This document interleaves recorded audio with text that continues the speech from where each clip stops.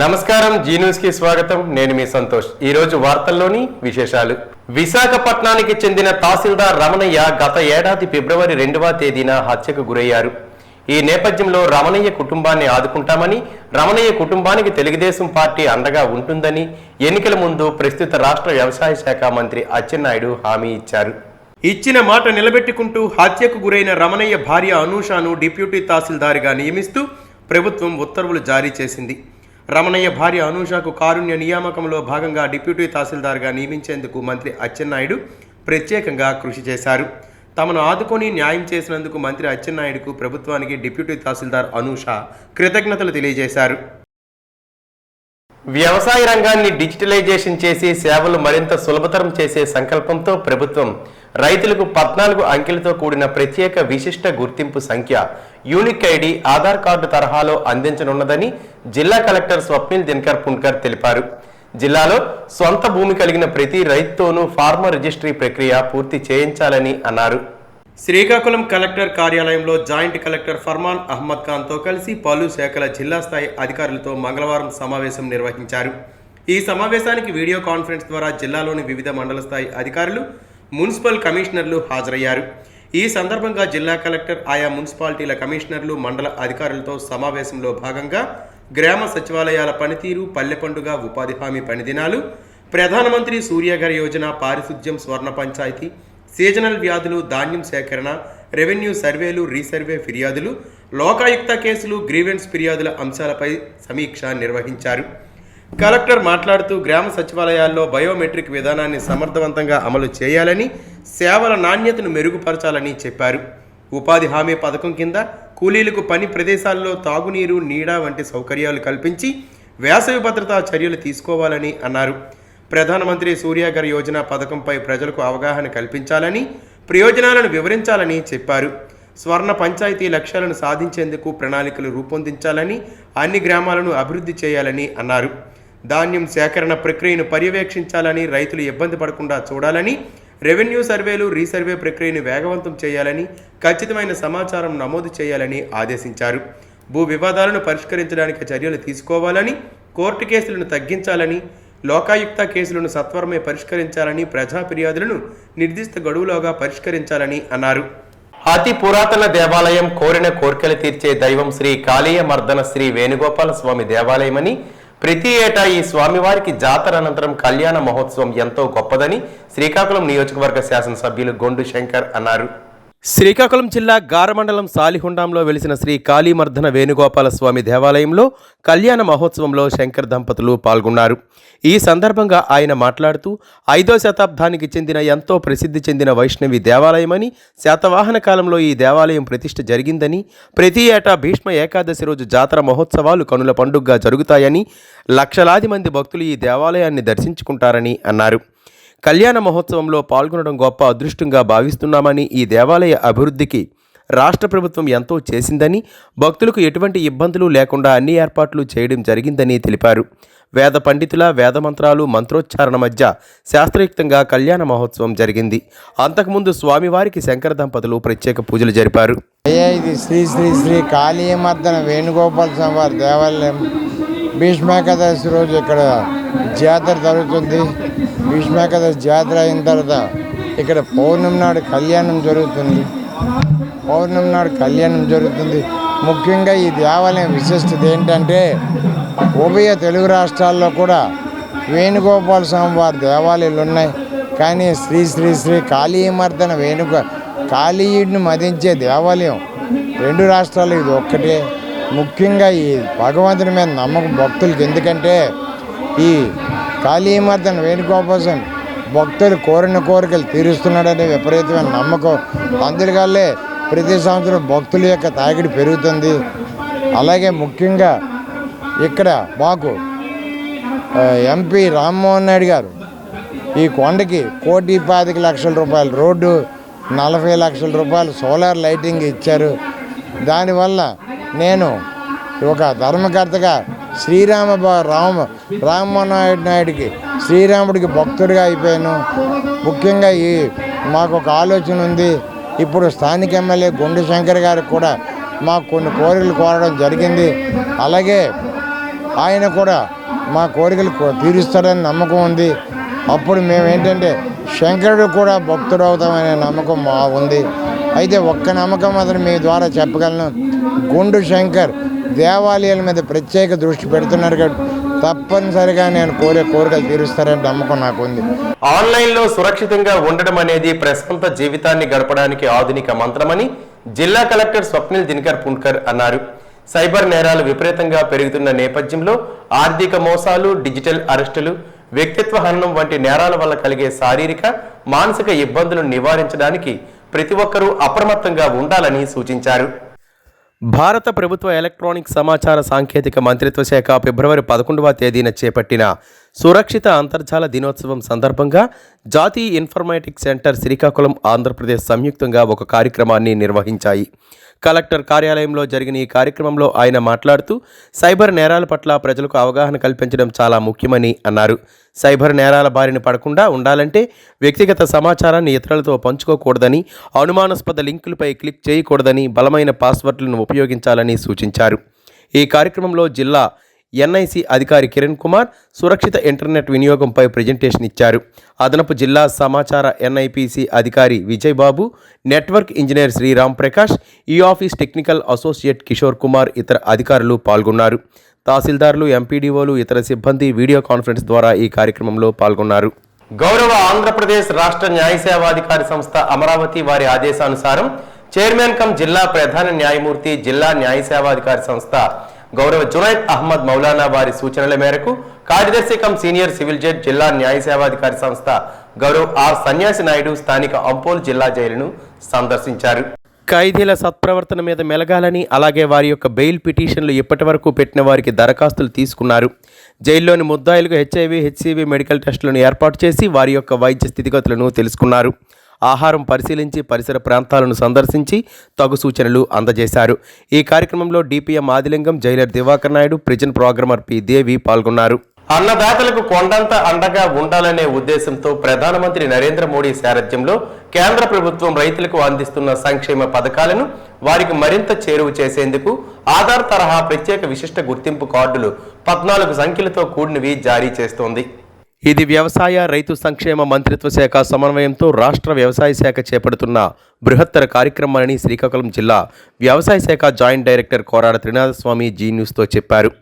Aadhaar card తరహాలో ప్రతి రైతుకు ఒక యూనిక్ కోడ్ కేటాయించేందుకు చర్యలు చేపట్టామని తెలిపారు. శ్రీకాకుళం జిల్లాలో 630 రైతు సేవా కేంద్రాల పరిధిలో యూనిక్ కోడ్ గుర్తింపు ప్రక్రియ సాగుతుంది. గత వారం రోజులుగా జరుగుతున్న ఈ నమోదు ప్రక్రియలో ముందుగా PM కిసాన్ లబ్ధిదారులకు ప్రాధాన్యత ఇస్తున్నారు. అనంతరం మిగిలిన అన్నదాతలకు, కౌలు రైతులకు, రైతు కూలీలకు జారీ చేస్తామని జేడీ చెప్పారు. ఇంతవరకు శ్రీకాకుళం జిల్లాలో 11,000 గుర్తింపు కార్డులు జారీ చేశారు. శ్రీకాకుళం జిల్లా వ్యాప్తంగా 2,94,206 మంది రైతులుండగా ఇందులో సాగు విస్తీర్ణం 3,59,637 ఎకరాలున్నట్టు జాయింట్ డైరెక్టర్ స్పష్టం చేశారు. గుర్తింపు సంఖ్య ఉంటేనే ప్రభుత్వ పథకాలు అందుతాయని ఆయన అన్నారు. నకిలీ రైతులకు చెక్ పెట్టేందుకు ఇది ఎంతో ఉపయోగపడుతుందని అన్నారు. ఈ నెలాఖరు వరకు విశిష్ట గుర్తింపు కార్డు ప్రక్రియ కొనసాగుతోంది. శ్రీకాకుళం జిల్లా వ్యాప్తంగా అన్ని రైతు సేవా కేంద్రాల్లో ఈ నూతన డిజిటలైజేషన్ సేవలు అందుబాటులో ఉన్నాయని జాయింట్ డైరెక్టర్ వివరించారు. ఈ సెంట్రల్ గవర్నమెంట్ ఆఫ్ ఇండియా వాళ్ళు ఈ ఏపీ ఫార్మర్ రిజిస్ట్రీ అన్నటువంటి అగ్రిస్టాక్ అనేటువంటి వెబ్ పోర్టల్ ద్వారా ఇది చేయించడం జరుగుతుంది. దీనిలో ముఖ్యంగా ఏంటంటే మనకి RSK పరిధిలో ఉన్నటువంటి VAS కానీ లేకపోతే VHS కానీ ఒక లాగిన్స్ అన్నటువంటిది క్రియేట్ చేయడం జరిగింది. అదేవిధంగా రెవెన్యూకి సంబంధించి VROస్కి లాగిన్స్ క్రియేట్ చేయడం జరిగింది. తర్వాత తహసీల్దార్ మండల్ లెవెల్లో, అదేవిధంగా MAOస్, అదేవిధంగా డిస్ట్రిక్ట్ లెవెల్లో DAO లాగిన్స్ కూడా క్రియేట్ చేయడం జరిగింది. సో దీంట్లో ముఖ్యమైనటువంటి ఉద్దేశం ఏంటంటే సెంట్రల్ గవర్నమెంట్ ఆఫ్ ఇండియా ఒక యూనిక్ ఐడిని ఆధార్ కార్డులో 12 డిజిట్స్తో ఏ విధంగా అయితే వచ్చిందో అదేవిధంగా రైతుకు సంబంధించి 11 డిజిట్స్తో ఒక కార్డు అన్నటువంటిది ఇష్యూ చేయడానికి అన్నటువంటిది ఈ కార్యక్రమంలో ముఖ్య ఉద్దేశము. దీనికి ముఖ్యంగా ఏంటంటే రాబోయేటువంటి రోజుల్లో సెంట్రల్ గవర్నమెంట్ నుంచి వచ్చేటువంటి రైతుకు సంబంధించినటువంటి స్కీమ్స్ కానీ లేదా స్టేట్ గవర్నమెంట్ నుంచి వచ్చేటువంటి రైతుకు సంబంధించినటువంటి ఈ సోషల్ వెల్ఫేర్ స్కీమ్స్ కానీ ఇవన్నీ కూడా ఈ యూనిక్ ఐడి నెంబర్తోనే అనుసంధానం చేయబడతాయని చెప్పి మనకి ఇన్స్ట్రక్షన్ ఇవ్వడం జరిగింది. దానిలో భాగంగా ఏంటంటే మొత్తం జిల్లాల అన్ని మండలాల్లో కూడా అన్ని RSKలో కూడా ఈ కార్యక్రమం పెద్ద ఎత్తున చేపట్టడం జరిగింది. దీనికి ఏంటంటే మనకి ఈ మంత్ ఎండింగ్ వరకు టైం ఇవ్వడం జరిగింది.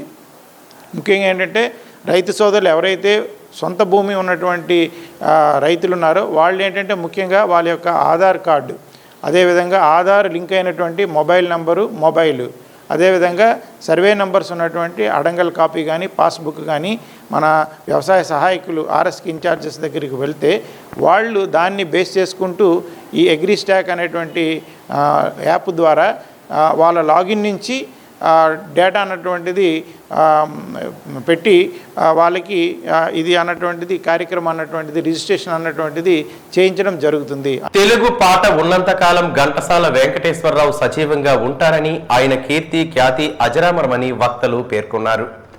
శ్రీకాకుళం నగరంలోని 80 ఫీట్ రోడ్లో ఉన్న V1 రెస్టారెంట్లో ఘంటసాల ది గ్రేట్ చిత్ర నిర్మాత, దర్శకుడు సిహెచ్ రామారావు విలేకరుల సమావేశం నిర్వహించి మాట్లాడారు.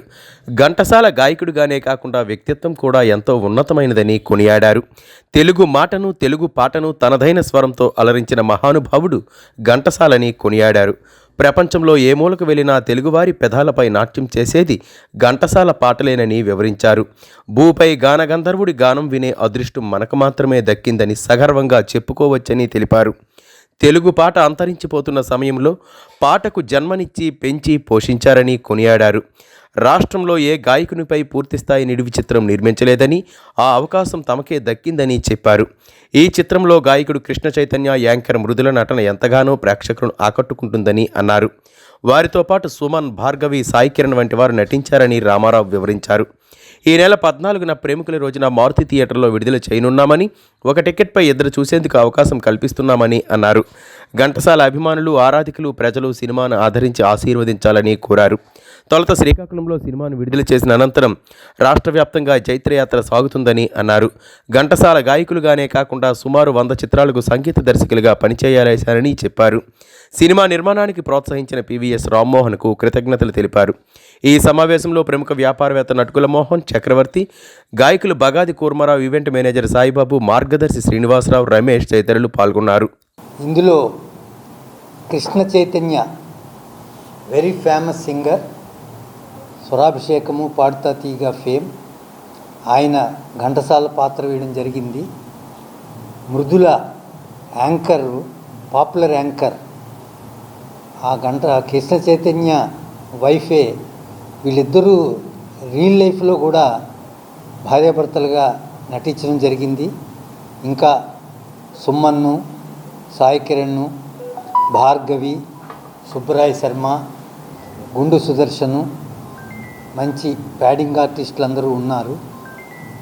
సినిమా ప్రివ్యూ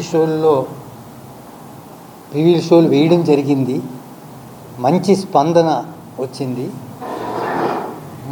ఫిబ్రవరి 14న అంటే అందరికీ తెలుసు ప్రేమికుల రోజు, కానీ ఇది మాకు మాత్రం ఘంటసాల పాటల ప్రేమికుల రోజుగా భావించి ఈ సినిమాని ముందుగా శ్రీకాకుళం జిల్లాలో విడుదల చేయడం జరుగుతుంది.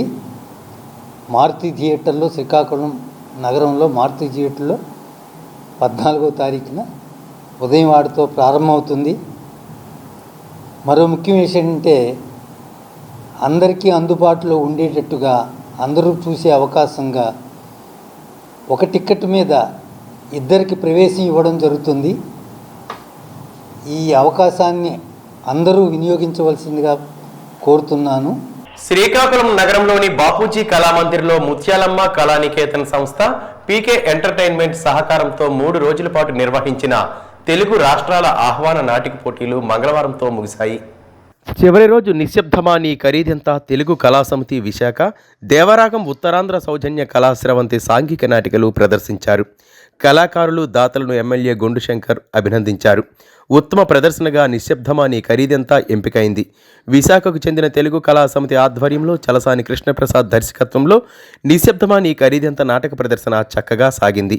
అనంతరం ఉత్తరాంధ్ర సౌజన్య కళాశ్రవంతి ఆధ్వర్యంలో కేకేఎల్ స్వామి దర్శకత్వంలో దేవరాగం నాటిక ప్రదర్శన జరిగింది. ఈ కార్యక్రమంలో సురంగి మోహన్ రావు, పన్నాల నరసింహమూర్తి, ఢిల్లేశ్వరరావు, ముత్యాలమ్మ కళానికేతన్ అధ్యక్షురాలు కేసిరెడ్డి రాజేశ్వరి, రామలింగస్వామి తదితరులు పాల్గొన్నారు. ఉమ్మడి శ్రీకాకుళం జిల్లా రాజా మండలం పెనుబాక గ్రామానికి చెందిన సుమంతరావు ప్రమాదవశాత్తు పెనుబాక ప్రధాన రహదారి పక్కన ఉన్న నీటి గుంతలో మంగళవారం పడి మృతి చెందాడు. తోటి పిల్లలు కుటుంబ సభ్యులకు సమాచారం అందించారు. వారు వచ్చి గుంతలో నుండి బాలుడిని బయటికి తీసి అనంతరం రాజాం ప్రాంతీయ ఏరియా ఆసుపత్రికి తరలించారు. అప్పటికే బాలుడు మృతి చెందినట్లు వైద్యులు వెల్లడించారు. గ్రామంలో చిన్న బాబు మృతి చెందడంతో విషాద ఛాయలు అలుముకున్నాయి.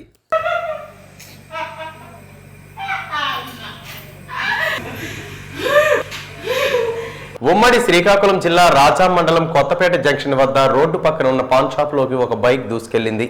ఈ ఘటనలో షాపులో ఉన్న బండారు మాధవరావు మరణించాడు. బైక్పై ప్రయాణిస్తున్న వ్యక్తికి తీవ్ర గాయాలు కావడంతో రాజాం ఏరియా ఆసుపత్రికి తరలించి చికిత్స అందిస్తున్నారు. సమాచారం మేరకు పోలీసులు సంఘటనా స్థలానికి చేరుకొని మృతదేహాన్ని ఆసుపత్రికి తరలించారు. కాగా మృతుడికి భార్య, 3 పిల్లలు ఉన్నారు. 1/70పై ఏజెన్సీ బంద్కు సిపిఐఎం పార్టీ మద్దతు తెలియజేస్తున్నందునని సిపిఎం పార్టీ జిల్లా కార్యదర్శి డి గోవిందరావు, కార్యదర్శి వర్గ సభ్యులు కె మోహన్ రావు అన్నారు. 1/70 చట్టాన్ని పకడ్బందీగా అమలు చేయాలని డిమాండ్ చేస్తూ ఫిబ్రవరి 11, 12 తేదీలలో గిరిజన సంఘాలు జరుపుతున్న ఏజెన్సీ బంద్కు సిపిఎం మద్దతు తెలియజేస్తుంది. 1/70 చట్టాన్ని సవరించాలన్న రాష్ట్ర శాసనసభ స్పీకర్ వ్యాఖ్యలపై రాష్ట్ర ప్రభుత్వం తమ వైఖరిని తెలియజేయాలని అన్నారు. ఆదివాసీ భూములకు రక్షణ కల్పించే ఈ చట్టాన్ని పకడ్బందీగా అమలు చేయాలని డిమాండ్ చేశారు.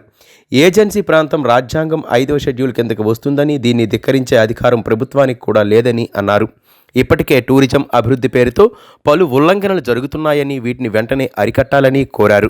1/70 పటిష్టంగా అమలు చేయాలని, అదేవిధంగా జీవో నెంబర్ 3 అమలు చేయాలని కోరుతూ, అదేవిధంగా శాసనసభ స్పీకరు అయ్యన్న పాత్రుడు చేసిన వ్యాఖ్యలకి నిరసిస్తూ రేపు ఫిబ్రవరి 11, 12 తేదీల్లో రాష్ట్ర వ్యాప్తంగా ఏజెన్సీ జరుగుతున్న బంద్కి సిపిఎం పార్టీ సంపూర్ణ మద్దతు తెలియజేస్తుంది. ఈరోజు కేంద్రంలో బీజేపీ ప్రభుత్వం, రాష్ట్రంలో తెలుగుదేశం ప్రభుత్వం ఈ రెండు కూడా ఇవాళ 1/70ని సవరించేసి మొత్తం గిరిజనుల భూములన్నీ కూడా కార్పొరేట్ కంపెనీలు కట్టబెట్టడానికి ప్రయత్నం చేస్తున్నారు. ఇట్లాంటివి చేస్తే సహించేది లేదని చెప్పి హెచ్చరిక జారీ చేస్తాం. వీళ్ళు చేస్తున్న పోరాటానికి సంపూర్ణ మద్దతు తెలియజేస్తాం. ఈరోజు ఈ శ్రీకాకుళం జిల్లాలో ఐటీడీఏ లేక గిరిజనులు తీవ్రమైన ఇబ్బందులు ఎదుర్కొంటున్నారు.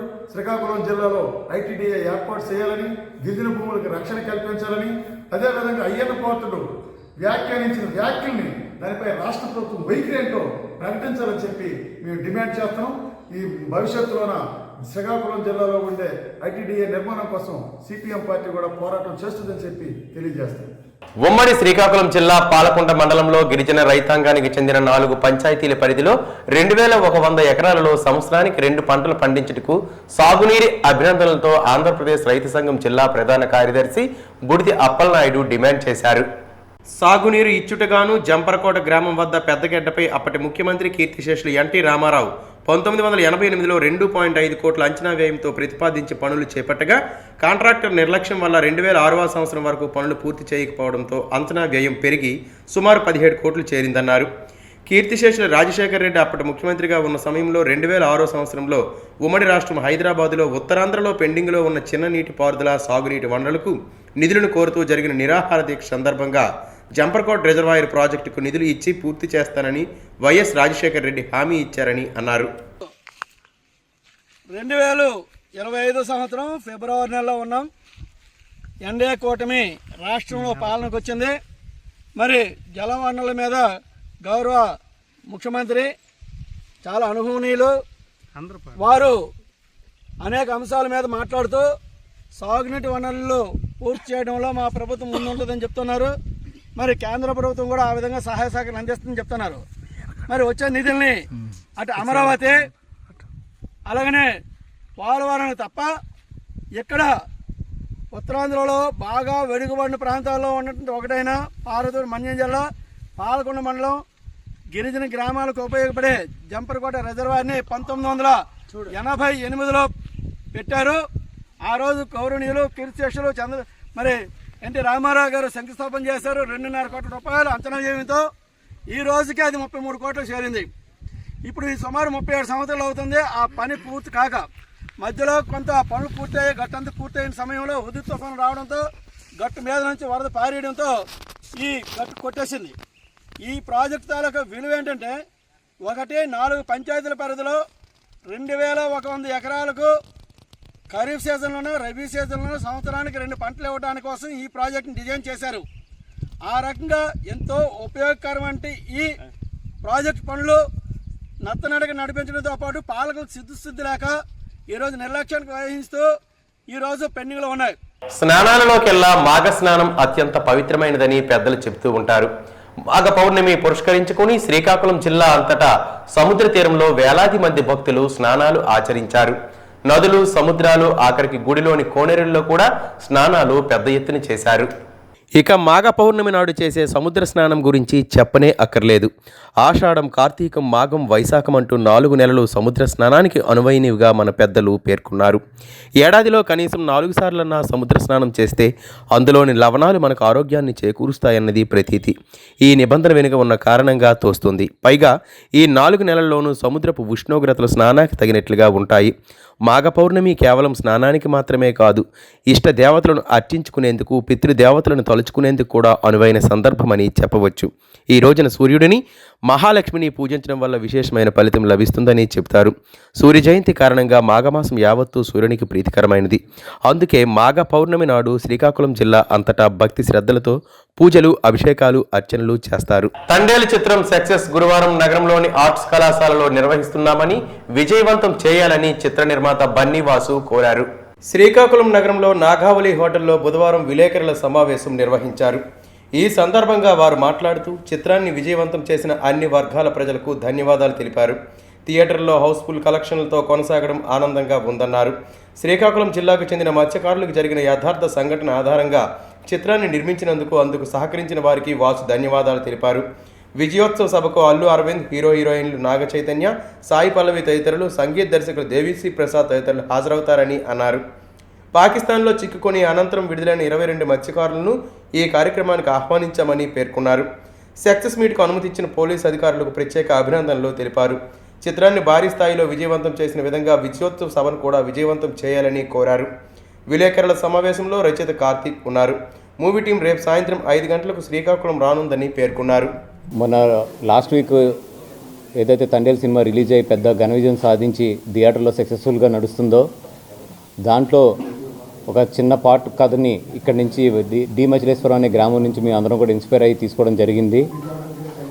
దాని గురించి అని చెప్పి ఆ సినిమా అంత సక్సెస్ అవ్వడం వల్ల అండ్ ఆ సినిమా ఇంత ఘన విజయంగా థియేటర్లో రన్ అవుతుంది కాబట్టి ఇక్కడ శ్రీకాకుళం ప్రజలందరికీ కూడా మీరు ఆ సినిమా చూసినట్టయితే యాస కానీ భాష కానీ అంతా కూడా శ్రీకాకుళం స్లాంగ్లోనే ఎక్కువ వాడాము. అండ్ శ్రీకాకుళం స్లాంగ్ మీద కానీ ఇట్ల మీద కూడా మంచి సీన్స్ కూడా దాంట్లో ఉన్నాయి. మొత్తం ఇవన్నిటిని గౌరవిస్తూ ఇక్కడ ప్రజలందరికీ కూడా ప్రజలందరి దగ్గర నుంచి కూడా ఆశీర్వాదం తీసుకోవాలని చెప్పి రేపు ఈవినింగ్ 5 o'clockకి ఇక్కడ ఆర్ట్స్ కాలేజీ గ్రౌండ్లో నాగ చైతన్య గారు, సాయి పల్లవి గారు, అల్లు అరవింద్ గారు, టోటల్ ఎంటైర్ యూనిట్ అందరూ కూడా ఇక్కడికి మీ ఆశీర్వాదం తీసుకోవడానికి అని చెప్పి వాళ్ళు శ్రీకాకుళం రావడం జరుగుతుంది. సో జనాలందరూ కూడా పెద్ద ఎత్తున వచ్చి వాళ్ళ విజయోత్సవం ఇక్కడ జరుపుకోవాలని చెప్పి అంత దూరం నుంచి వస్తున్నారో వాళ్ళందరికీ కూడా మీరందరూ కూడా మంచి ఎనర్జీ ఇచ్చి ఈ సినిమా ఇంకా సక్సెస్ఫుల్గా రన్ అవడంలో మీ అందరూ కూడా ఒక మంచి పాత్ర పోషించాలని చెప్పి కోరుకుంటున్నాను. Thank you so much. రేపు ఈవినింగ్ 5 o'clockకి ఆర్ట్స్ కాలేజ్లో. థ్యాంక్ యూ అండి. ఈ వార్తలు ఇంతటితో సమాప్తం. మళ్ళీ తర్వాత బులెటిన్లో కలుసుకుందాం. నమస్కారం.